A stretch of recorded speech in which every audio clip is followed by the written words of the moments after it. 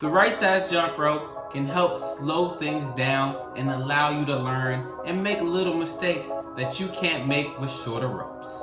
In today's video, I'm going to let you know how to pick the right size jump rope by height.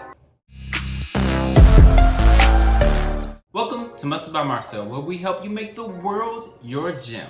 Videos up every Sunday, so hit the subscribe button and notification bell.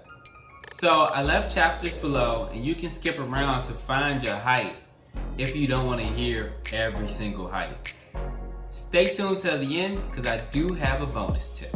If you're between 4 feet and 4'9", you want a 7-foot rope. If you're between 4'10" and 5'3", you want an 8-foot rope. If you're between 5'4" and 5'11", you want a 9-foot rope. If you're between 6 feet and 6'4", you want a 10-foot rope. And if you're 6'5" and up, you want a 11-foot rope.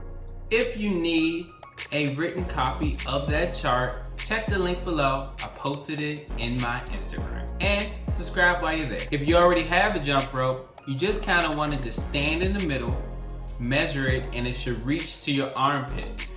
And this is the perfect way to know if you have a good beginner level jump rope.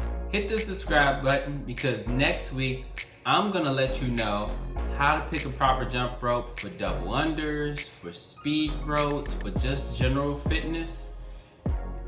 It's a little bit different than just a beginner level rope. It's when you get a little more advanced or just a little more comfortable jumping rope. So please hit the subscribe button.